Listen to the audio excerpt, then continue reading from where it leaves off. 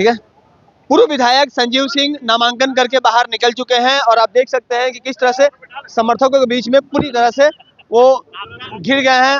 फूल मालाओं से उनको लाद दिया गया है और अभी पूरा जो भीड़ है वो उनको एक तरह से अपने कब्जे में ले रखी है। और थोड़ी देर के बाद जब वो मीडिया कर्मियों से बात करेंगे, हम भी उनसे बात करने का प्रयास करते हैं। भैया सारा विषय रख दिए हैं, कल सारी बातें मीडिया के सामने जो थी वो सारी बातें रख दी है और जो मैंने कल कहा है उस पर मैं निश्चित अड़ा रहूंगा। शुरुआत कर दी है, नामांकन भरते हुंकार भर दिए हैं।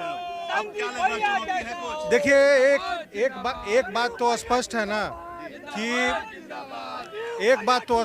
कि आप ये कभी नहीं कह सकते हैं कि आपने आज हुंकार भरी है। यहाँ के लोगों के लिए जब तक हम लोग हैं तब तक हुंकार भरते रहे। वो क्या बता रही है ये तो आपको समझना चाहिए। कल रात में 9 साढ़े 9 बजे लोगों को आप लोगों के मार्फत ये जानकारी मिली कि हम नॉमिनेशन कर रहे हैं और व्यवस्था आपके सामने है।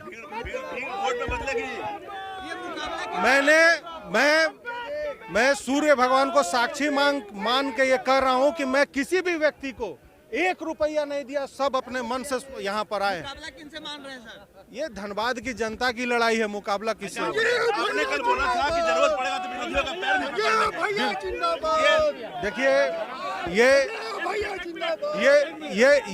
ये बात स्पष्ट है कि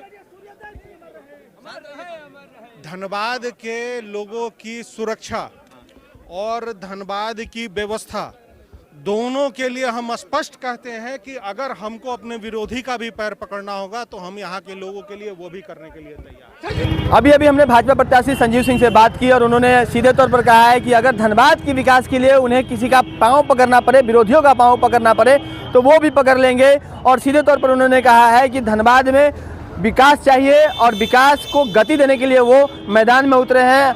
अपनी चाची के चुनावी मैदान में आने पर उन्होंने कहा कि चुनाव लड़ना सबका अधिकार है। और साथ ही उन्होंने यह भी कहा है कि यह जो भीड़ है वह वोट में तब्दील होगी या नहीं होगी यह लोगों को स्वयं समझने की आवश्यकता है। लेकिन जो भीड़ देखने को मिली है यह जरूर कुछ मैसेज दे रही है। क्या मैसेज दे रही है यह तो 23 तारीख के बाद पता चलेगा। लेकिन इससे पहले आपको बता दें कि आज का जो भीड़ है वह अपने आप में कई तरह की बातें बता रही है। और सबसे बड़ी बात यह है कि बहुत अंतिम समय में उन्होंने चुनाव लड़ने का निर्णय लिया। और कल रात में जब प्रेस कॉन्फ्रेंस किया तो उसी प्रेस कॉन्फ्रेंस के बाद जिस तरह से समर्थक जो स्वतः खींचे चले आए और उन्होंने एक बात सौगंध खा करके कही कि किसी समर्थक को पैसे देकर के नहीं लाए गए हैं। यानी कि आप समझिए कि आने वाले वक्त में मेयर चुनाव का जो मुकाबला है और जो भाजपा प्रत्याशी संजीव अग्रवाल हैं जो कुछ समय के बाद में यहाँ पर नामांकन करने के लिए आने वाले हैं, इस तरह का जो तमाम जो मुकाबला है और खासकर भाजपा से ही कई लोग रुष्ट होकर के चुनावी मैदान में कूद पड़े हैं, यह मुकाबला कितना दिलचस्प होने वाला है इसके लिए आपको थोड़ा सा इंतजार करना होगा और देखना होगा